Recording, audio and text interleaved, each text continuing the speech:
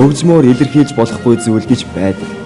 Харин тэр дундаа Монгол хүн, Монгол ах вэ, Монгол амьдралыг хөгжмөөр мэдрүүлэн гаргасан нэгэн хөгжмийн зохиолч бол Лувсан Жамбын мөр дорчим. Энэ хүний дундаршгүй их авьяас өөрийг нь дэлхий дахинд нээн харуулсан буйсаа. Тэрээр дүрсийг амьлуулан хүмүүний зүрхэнд ухаарл хайрлаж чадсан энгийн нэгэн Монгол хүмүүн билээ.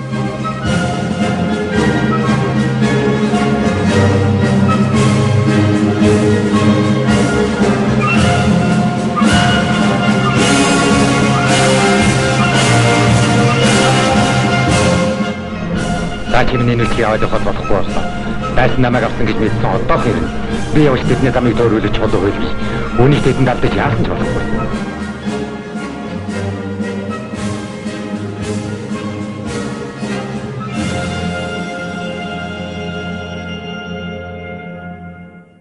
За мөр дорчгоо бол ер нь дуур, симфони, кино ер нь хөгжмийн бичээгүй төрөл жанр гэж байгаагүй.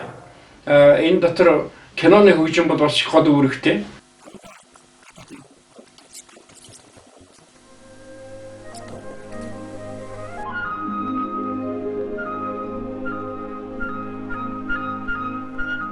Ерөөсөө хөгжмийн сонсч чадлын алтан өргөө бараг дүрсээр хүний сэтгэлд буухаар тэгж хийж чадсан тийм сайхан хөгжим байдгийг. Тэрүүн дээр бол их сайхан гэгээлэг, их сайхан чихэнд хамарсалтай, дуурсалтай, тийм гайхамшигтай сайхан хөгжим. Алтан өргөөгийн хөгжим болгон тийм их хөө.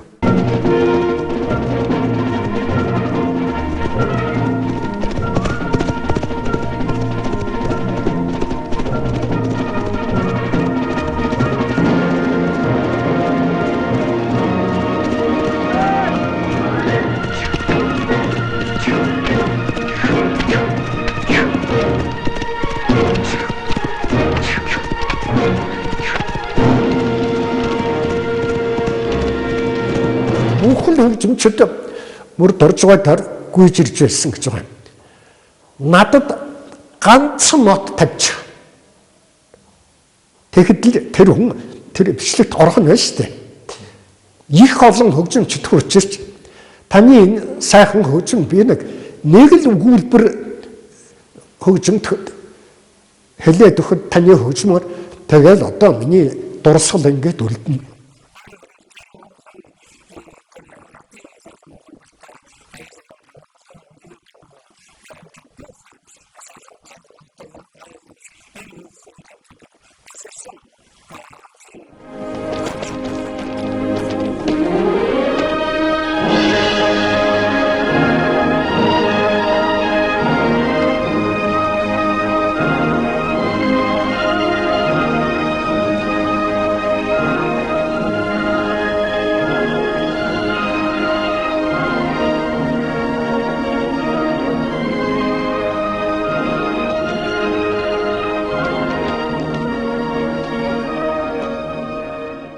Мөрдөржүүл тэр манай Монголын олон уран сайхны хянанд хөгжмийн зохиолч ажилласан. Тэр бүгдэд их сайхан их Монгол аялгуунууд сонсогдож байдаг. Тэрнийг бол Монгол ардын аялгуу гэдгийг энэ орчин үеийн тэр хөгжмийн хэлээр түүнийг баяжуулах ажлыг бол мөрдөржүүл хийсэн гэж би ойлгож байдаг.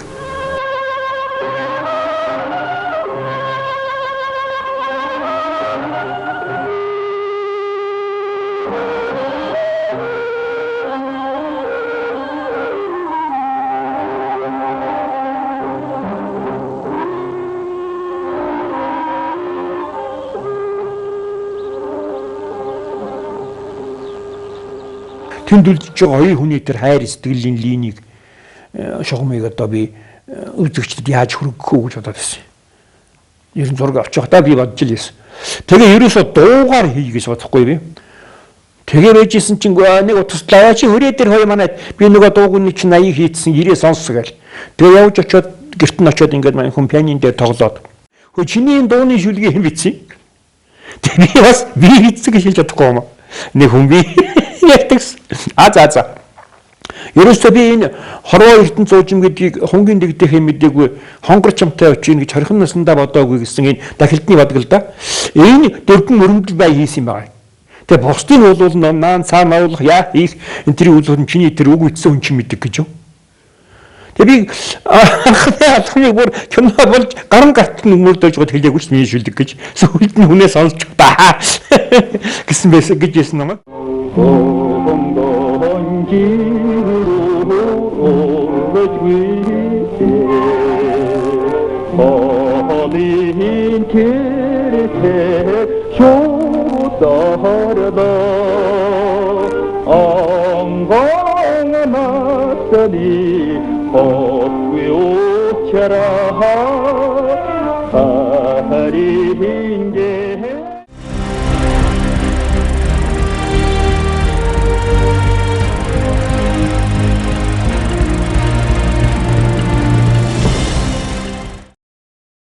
Миний хэл гэдний кино байдгийг бүр танихгүй болтлоо хэвдүүлсэн юм а.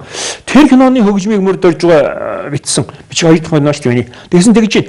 Үгүй энэ кинонд киног хоёулаа юм хөнгөн хөгжмийн аясаа хөгжмийн шийдлэр бичүүл яах вэ? Кино бүхэн дээр л ингээл оркестр дуурайд нижгнээл хоор дуурайл ингээл байдаг. Энийг хоёулаа хөнгөн хөгжмөр хий. Тэгсэн чинь соёлын уран сайхны зөвлөл үзээд дамдын сурангаа манай бэлгийн дамдын сурангаа одоо нэг л үеэл хоёр дээр ирж. Тэгсэн хөгжмийн хэ битсэн гэдэг мөрдөрж байгаа. Тэгсэн мөрдөрж байгаа байхгүйсэн тэр уран сайхны зөвлөл дээр. Тэгсэн тэгжин дамдын сурангаа мөрдөрж ингэж киногоо тоглох болоогүй. Энэ ресторан годамжны хөгжмийг авчиж кино тоглож байна гэж байна. Тэгээ өөдөө солигж байгаа. Тэгээд мөрдөрж байгаа хэллээ. Гэхдээ ингэж байна наад бол ч одоо ингэ болохгүй годамжны хөгжмийг авчиж кинонд гаргалаа гэж байна. Хэн тэгж байна гэж байна. Одоо дамдын сурангаа тэгж байна гэсэн. Үнийг хэлж байгаа юм шүү. Тэгсэн мөрдөөч юу хийсэн гэхээр засахгүй. Би дамдын сүрэн киноны хөгжим яаж бичдгийг үзүүлж өгнө. Юу мэдүүлж өгнө гэсэн гэж. Тэгээд мань нэг ч засаагүй байхгүй. Нэг ч заслаг байж байгаа дахиад уран сайхны зөвлөл үзэж байгаа нөгөө. Тэгээд нөгөө улсууд ирж байгаа шүү. Тэгэхдээ би мөрдөрж байгааг аваад ирж байгаа байхгүй юу яриад. Тэн сууж байгаа. Тэгсэн дамдын сүрэн юу дуурахгүй юм чи. Гоё яваад.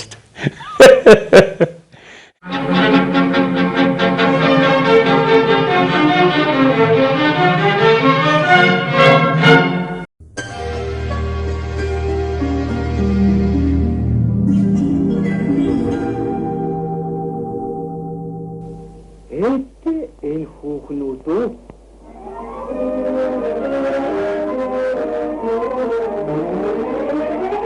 Нийтмийн киноны төрөлд тэрний ялангуяа хөгжим одоо Монгол төрлийн кино гараагүй байхад цөөхөн одоо ганц хоёр хүн байх үед хийсэн кино гэхэд үнэхээр хөгжмийн хэлээр явал одоо мэргэжлийн өндөр түвшинд бичсэн кино.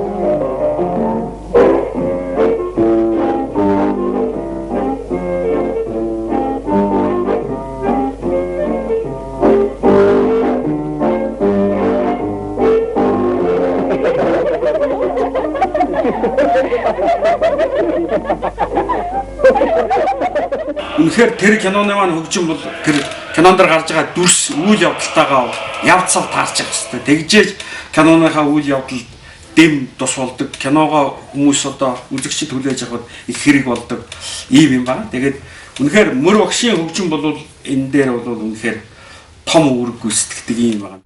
Гэнэ олсон дараацсан чончгүй аргатаа шүү. Хэцэхаа явсан хүүхнүүд надад дуурайтай шүү.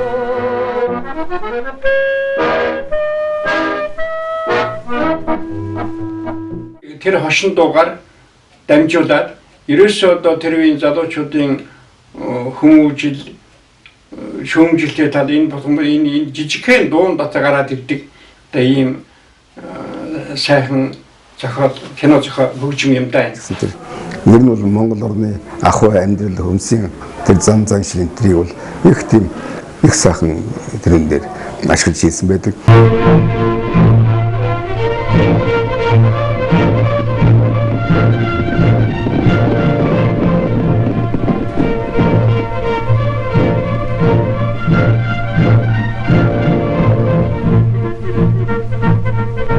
Тэр киногоор бүгд бүтэн одоо хөгжмийн өгүүлэм хийж болно.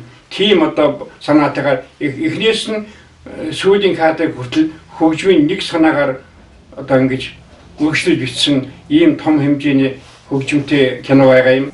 Монголчууд ч гэсэн одоо тэр кино нэмж дамжуулж ирсэн Монгол хөгжим нэг юм байдаг болов гэж.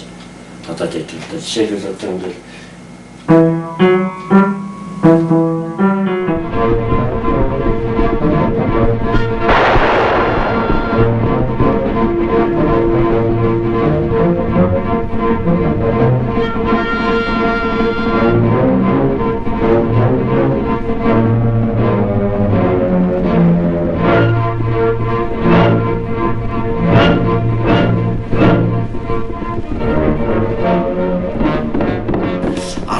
элчийн одоо дарь узар хээр одоо баригдаад буудуулдаг тэр хэсэгт бол том найрал хөгжим, найрал дуучдыг ашигласан байдаг. Тэргийн хүн хизээ авч явсан бичгээд айсан талдаж байсан юм. Би түүнийг устгасан. Тийм үү?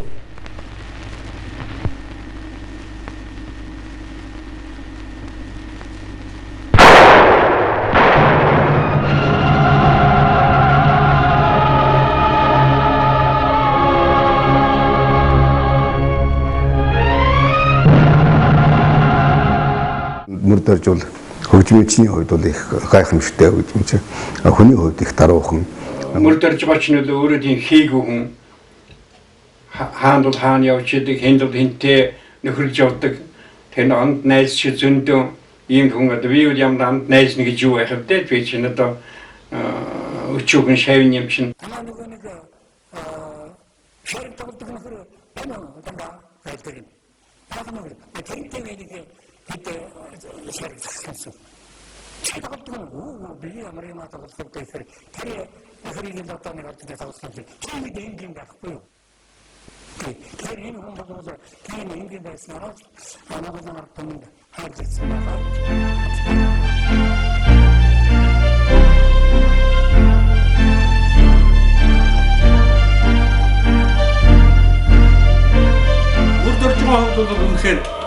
Авиас бэлэгт хөгжмийн зохиолч. Одоо манай Монголын ард түмний дундаас төрж гарсан олон сайхан авиастай хөгжмийн зохиолчд байна шүү дээ. Одоо манай Ахмад үеийн Ожигсонлаа, Дамжин Сүрэнгаа, Мөрдөржгоо гэдэг ингээд энэ олон хүмүүс дотроосоо бол Алтан моёо гэж дуудуулдаг. Энэ авиаслаг хүн бол үнэхээр Монголын киноны урлагийг бол хөгжмийнхээ уран бүтээлээр бас өндөрт мандуулж чадсан ийм хүн.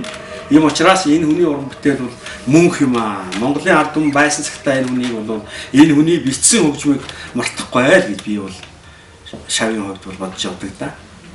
Жинхэнэ цэвэр Монголын хөгжмийн зохиолч, Монголын хөгжмийн зүтгэлтэн, Монголын хөгжмийг мэргэжлийн үндсэн дээр хөгжүүлж чадсан ийм л одоо том арга барилтай, том одоо үр дүнтэй ийм одоо хөгжмийн зохиолч байсныг би одоо магшигаа мэдх юм.